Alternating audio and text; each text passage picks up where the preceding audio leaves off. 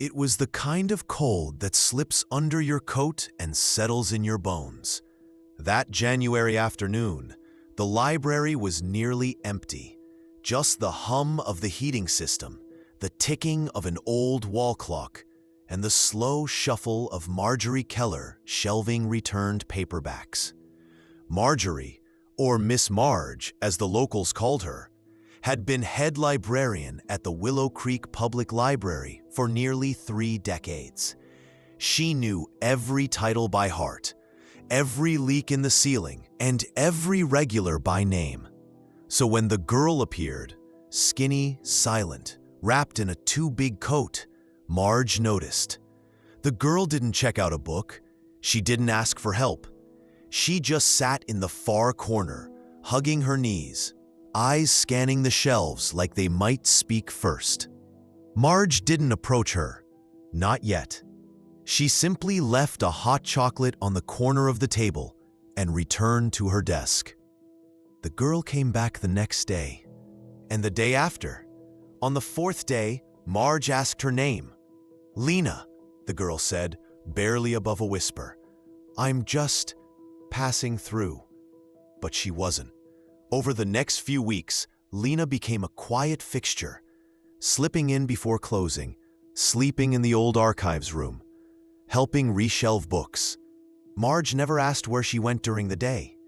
She only left the back door unlocked and made sure there was soup in the break room. She didn't report her. She welcomed her. Marjorie Keller was not the kind of woman who made headlines. Widowed at 49, childless by circumstance, she lived a life of quiet repetition. Open the library at 9, dust the biographies, lead story time for children whose parents were always late picking them up. She was the sort of person who never missed work, never raised her voice, and never expected thanks. Lena was a different kind of invisible. 15 years old, a product of the foster system. She'd bounced through 5 homes in 3 years. The last one ended in bruises, the kind no one asks about unless you scream. And Lena had learned early that screaming didn't help. She ran. Willow Creek was a dot on the map. The library, warm, quiet, and always open, felt like the first place that didn't ask her to leave. Marge didn't pry, but she did notice. She brought extra snacks in her bag, left clean clothes in a box labeled "Lost and Found." And one night, when the temperature dropped to 14 degrees and the power flickered, she said, without looking up from her desk, "The archives room stays warmer. You'd be more comfortable in there." That night, Lena didn't leave. What began as a silent truce became a ritual. Lena helped with inventory, learned the Dewey Decimal System, even started repairing bindings. At night, she read, obsessively, hungrily, as though the stories themselves were fuel.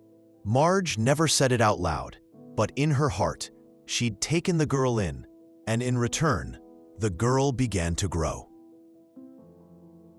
It started with a stack of spiral notebooks tucked between returned dictionaries. At first, Marge thought someone had misplaced their schoolwork. But when she opened the cover, her breath caught.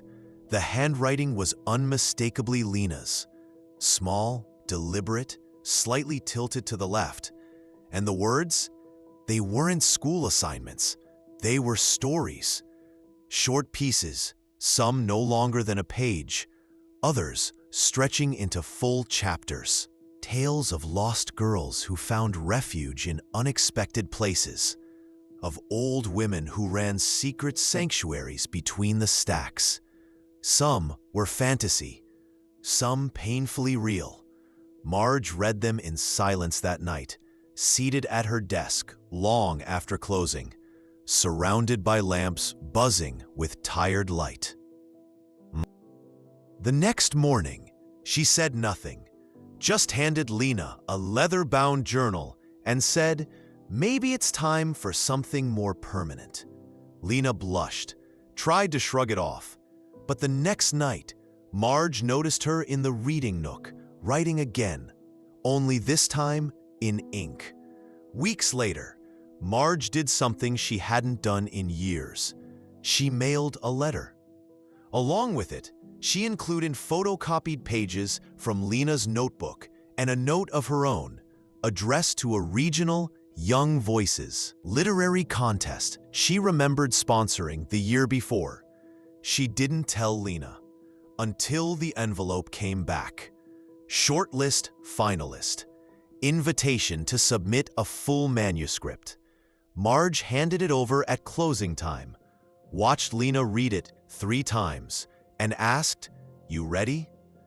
Lena shook her head, then smiled. "No," she whispered, "but I'm doing it anyway." The article came out 2 weeks later. Local journalist, small-town column, meant to be heartwarming. Teen writer's Cinderella story began in local library. It mentioned Lena's contest entry, her budding manuscript, and in one ill-advised line, her year living between the stacks. The piece went viral in a day. Marge read it twice before the phone rang. By Monday, the school board had called, then social services, then the county council. No one had known about Lena's living arrangement, and now they wanted answers. Warnings were issued, formal reviews scheduled.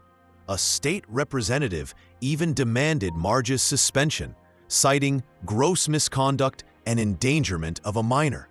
Marge, for her part, didn't fight back. She showed up to every meeting, listened, nodded, said only one thing: "I did what I thought was right." Lena, crushed with guilt, moved in temporarily with her editor's family in the city. She stopped answering reporters, refused offers from morning shows. She missed the library most at night, when silence had always meant safety. Meanwhile, the library itself was put under administrative review. Funding froze. Hours were cut. The town had been looking for an excuse to shutter the old place. Leaky ceilings, outdated systems, dwindling attendance. Now they had one. Marge cleared out her desk the same day the lights dimmed, locked the front doors without ceremony. One reporter caught her walking out and asked if she had any regrets.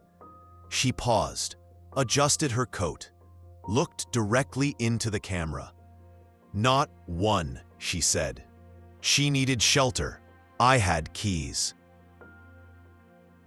3 months later, the book hit shelves. The Quiet Place by Lena Gray, a debut novel about a runaway girl who takes refuge in a forgotten library and finds salvation not in rescue, but in the quiet defiance of kindness. Critics called it stunning, unflinching, a love letter to the unseen. It soared to the top of bestseller lists within a week. But what no one expected was what came next. In the book's dedication, printed in bold italics beneath the title page, were 12 words that reignited a story many wanted to forget. For Marjorie Keller, who gave me a key when no one else would. Then came Lena's interview, not on morning TV or late-night talk shows, but on a live-streamed town hall, seated beside her editor. She didn't hold back. "I was homeless," she said, "not because I was bad, because I was forgotten, and the only person who treated me like I mattered, like I wasn't invisible, was an old woman with a name tag and a key to a library nobody cared about." The video went viral.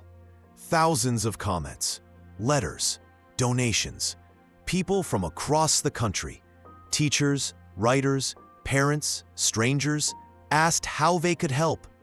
Within 10 days, a grassroots campaign raised over $180,000. A nonprofit formed. Volunteers stepped up.